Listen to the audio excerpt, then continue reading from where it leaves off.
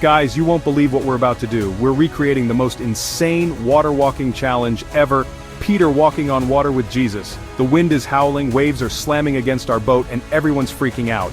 But then, bam, we see Jesus walking on water like it's no big deal.